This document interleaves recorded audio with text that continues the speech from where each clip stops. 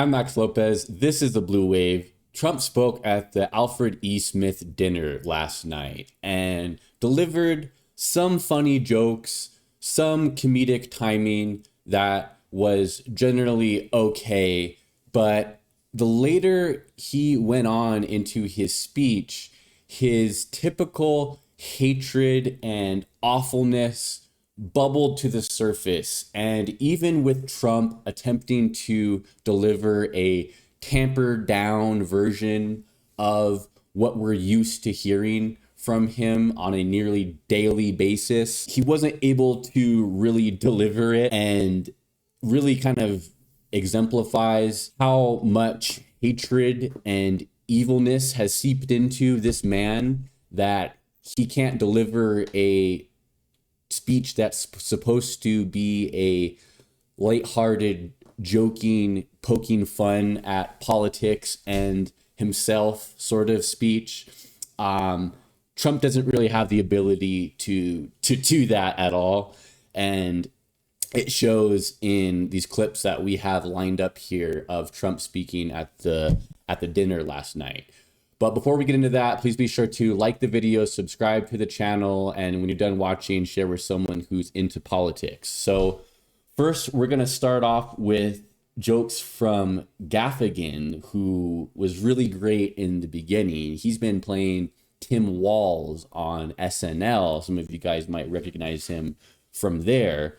And we'll start off with a joke he makes about things that Trump said during the 2016 campaign that were very controversial, and joking about Trump's authoritarian nature. And then we'll look at Trump's starting his speech with a really weird obsession that he has with teleprompters. So during the first and only debate, President Trump talked about migrants taking cats and eating them. You know, if you're keeping track at home, this is the second time grabbing a kitty has been part of a campaign issue.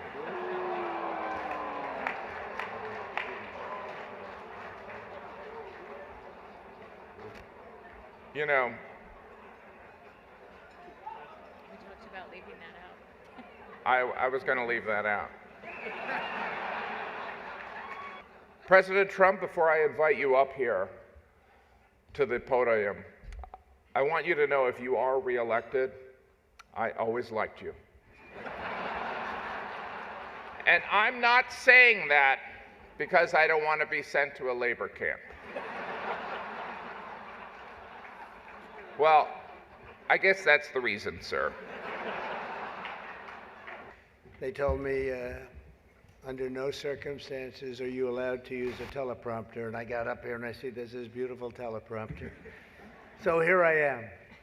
But so if you listen carefully there at the end of the first Gaffigan clip, you can hear him say to the gal that's sitting to his right, "Oh, we were supposed to, I was thinking about leaving that out." And then he says it, or no, she says that to him. We were talking about leaving that out. And then he says, "I was thinking about leaving that out." Really, really funny. Trump did not like that one too much at all. And look at Melania's face when he makes that joke. That was pretty good. And then, you know, the authoritarian joke, that was pretty funny because, you know, we all know what a second Donald Trump administration would be, and it's good that he's able to poke some fun and bring some lightheartedness into what could be a very dire situation. Very, very good comedians are able to do that. So good on Gaffigan there. But what is it with Trump's obsession with the teleprompters? And, you know, he's always talking about them. But the thing is that he's criticized people in the past for using teleprompters and has basically said, oh, that you can't deliver a speech if you're using a teleprompter. It's cheating somehow when other people use them. But basically says, oh, I have to have a teleprompter to be able to give a speech. It's total hypocrite, right? Like Trump's like literally one of the most hypocritical people on the face of the planet. And his weird thing with the teleprompters definitely shows that. So the next clips we'll look at here, Trump and Chuck Schumer sharing a kind of funny, kind of warm moment. Trump sharing some backstory that he has with Schumer that I've personally haven't heard before. A nice little moment between them. And then we hear Trump's funniest joke that actually does get a pretty loud laugh out of the room, but then he kind of hammers it home a little too hard and doesn't kind of let it simmer, and the humor of the joke completely deflates because he basically started beating people over the head with it and playing the victim, as he very typically does. Senator Schumer, good. Yeah, I supported him. I don't know. He used to say that's true, and now I'm not sure he would, but I gave him his first check from an office in Beach Haven, and I was very proud of it. I don't know about lately. Now I was. It was his first check. He was running, and I said, he's a good man. To Mayor Adams, good luck with everything. They went after you. They went after you, Mayor. Yeah, boy, I do that. 9.5 months ago, I said, he just said something about the administration. He's going to be indicted any moment. And guess what happened? But you're going to win. I think you're going to win. I know you're going to win. So good luck. Good luck. So you could hear there, Trump says to Eric Adams, good luck. And, it's kind of funny because, yeah, we all know Trump is under has a lot of legal trouble in New York, and so is Eric Adams. Like, haha, okay. But then, he starts playing the victim, and later on in this video, we'll look at another clip that in the same speech of Trump bringing the same joke up again and attempting to play the victim yet again. Next, we're going to look at Trump's hate and ugliness bubbling to the surface, and he was able to get a few jokes off there, get a couple laughs out of the room. But then what we see here is his typical speech mannerisms bubbling to the surface, and him not being able to tamper them down completely, no matter how hard he tries. And it shows itself in some really weird, ugly comments about the media, and then a joke about Biden that completely falls flat, and everyone in the room is going, what the heck? Joe has almost disappeared from view. The only way he could be seen less is if he had a show on CNN. They had nothing. They've got nothing. Fake news, right? Fake. That term wasn't good. They say that term is no longer in vogue because it's much worse than fake. I don't want to tell you what the real name is. I won't do it because all those cameras would shut off immediately. They don't like that. But apparently Joe didn't think it was fair for me to have the podium to myself with Kamala skipping the event. So he called, looked at me, and said, don't. Does anybody understand that? Yeah. I thought it was actually very good until just now.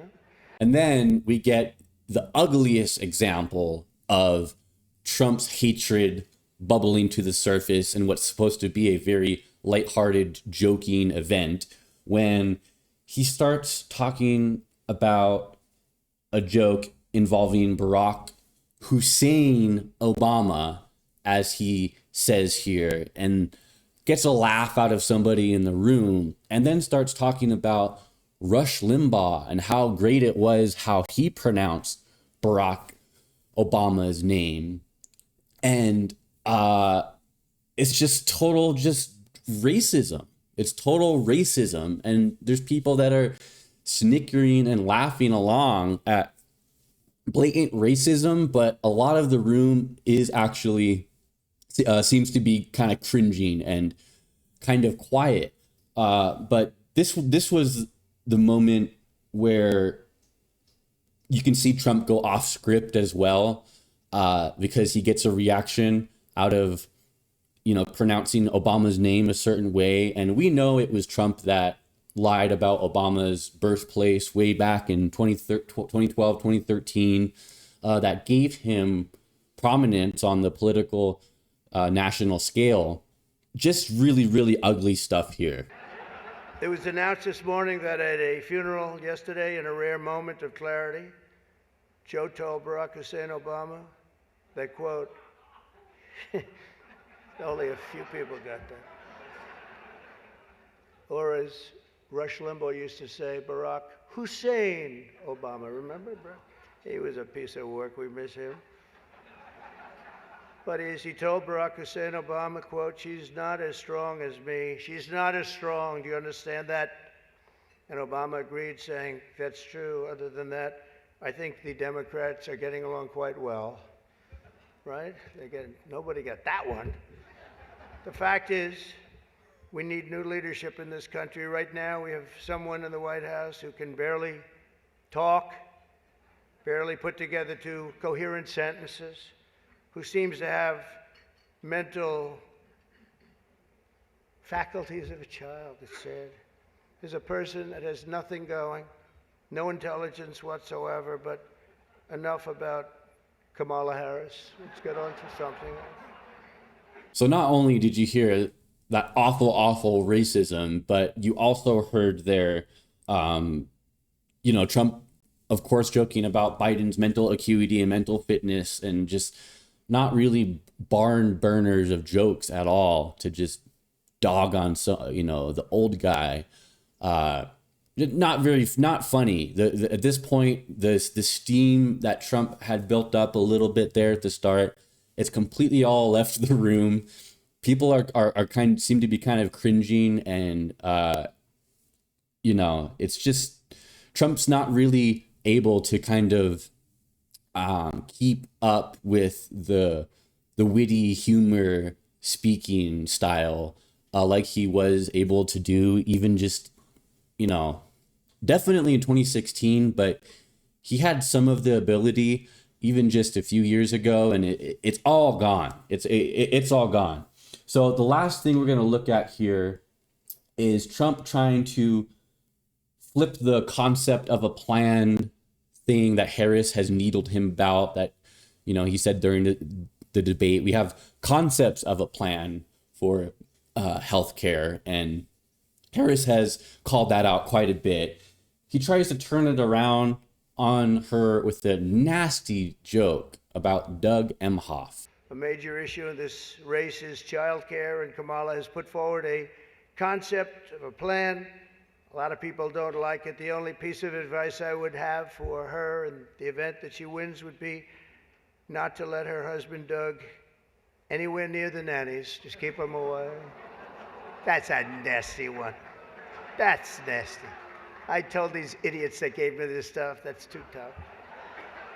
And then he also goes back in on Eric Adams, this time around playing the victim and crying foul at the legal process that has found him liable for sexually assaulting E. Jean Carroll, amongst other things, paying off Stormy Daniels and election fraud, financial election fraud. And really at this point, he's just, the joke is, it's like, we get it, Trump, we get it. we get that you feel persecuted by the law because you did a bunch of illegal crap and are facing consequences for it for the first time in your whole life. We get it. But yeah, so he goes back in on this and really kind of just kills the joke at this point. Mayor Adams, I'd like to poke some fun at Eric, but I'm going to be nice. I just want to be nice because I know what it's like to be persecuted by the DOJ for speaking out against open borders. We were persecuted, Eric. I was persecuted, and so are you, Eric. All right, so that's all I got for you guys in this one. Thank you so much for watching. Please be sure to like the video, subscribe to the channel, share with someone who's into politics, and I'll catch you guys in the next video. And everyone, please be sure to get out there and vote for Kamala Harris and Tim Walz. Early voting has started in a number of states, including very important battleground swing states like Georgia. So get out there and vote for Kamala Harris and Tim Walz as the next president and vice president of the United States of America, because based on what you guys just saw in this video, you know that we cannot have Donald Trump get reelected to a second term. So everyone take care.